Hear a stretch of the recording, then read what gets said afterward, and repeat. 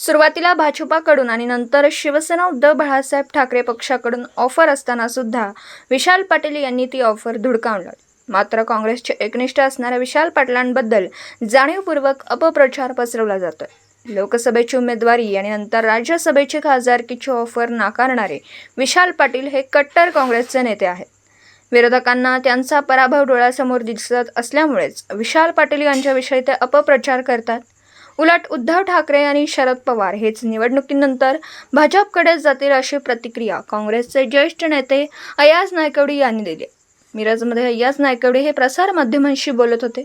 म्हणजे मिरज विधानसभा क्षेत्रामध्ये आणि सांगली जिल्ह्याच्या म्हणजे सांगली मतदारसंघातील लोकसभेच्या काही लोकांनी धर्मनिरपेक्ष असलेल्या समाजांमध्ये वितुष्ट वाढवण्यासाठी किंवा त्यांच्या डोक्यामध्ये संभ्रम निर्माण करण्यासाठी काही गोष्टी बोलायला सुरुवात केलेली आहे आणि ती कुजबूज मोहीम चालू केलेली आहे. आणि ही कुजबूज मोहीम जी आहे त्याचा करता करविता थेट चड्डीधारक आहेत हे स्पष्ट सांगावं लागेल.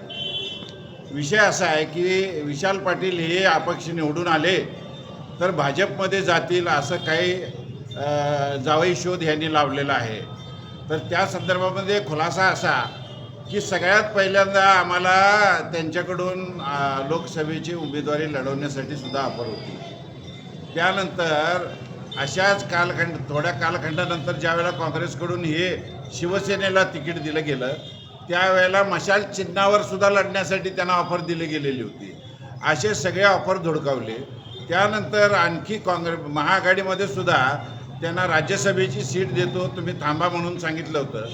त्यावेळेला केवळ जर सत्तेचा हव्यास असता तर मग ह्या भानगडी त्यावेळेलाच केल्या असत्या. त्यांना पद मिळत होतं, सुखासुखी मिळत होतं. परंतु जातीवाद्यांच्या मांडीला मांडी लावून बसायचं नाही हे त्यांचं वसंतदादा घराण्याचं जे धोरण आहे आणि सगळ्या समाजाला एकत्रित घेऊन चालण्याची त्यांची मानसिकता आहे.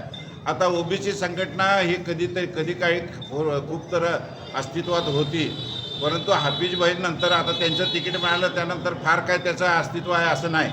पण ज्यांचं अस्तित्व आहे ते आता दुसऱ्या संघटनेत आहेत. ओबीसीच्या अनेक शकलं उडालेल्या आहेत. त्याच्यामधल्या एका यांनी आमच्या उमेदवाराला पाठिंबा दिलेला आहे एका विभागानं आणि दुसरा विभाग जो आहे हे कोल्हेकोई करत फिरायला लागला आहे. आणि काही तथाकथित जे श्रीमंत आहेत आमच्या समाजातले त्यांना पुढारपण करायची हौस उठल्या. त्यांनी थेट स्टेजवर येऊन त्यांनी जर एखादी शंका उपस्थित करायची झाली तर आम्ही इथं 24 तास उपलब्ध आहे, तुम्ही कधी या, तुमच्या प्रत्येक प्रश्नाला उत्तर द्यायला हा अय्याज नायकवडी त्यांचा प्रवक्ता म्हणून इथं तयार आहे. परंतु आमच्या समाजामध्ये संभ्रम अवस्था निर्माण करण्यासाठी ही काही लोक षड्यंत्र करत फिरत आहेत हे लोकांनी लक्षात घ्यावं. आणि कोणत्याही परिस्थितीत विशाल पाटील हा भाजपला पराभूत करण्यासाठी सक्षम उमेदवार आहे याची खात्री करून घ्या आणि मग मत द्या. आणि मत देत असताना पाकिटाला मत केवळ असं मागत नाही, तुम्ही पाकिटात घालून मत दिला तर आम्ही तुम्हाला विकासात्मक दृष्टिकोनातून तुमची परतफेड करणार आहे पाकिटाच्या माध्यमातून. हे याच्या मागचा उद्देश आहे. धन्यवाद.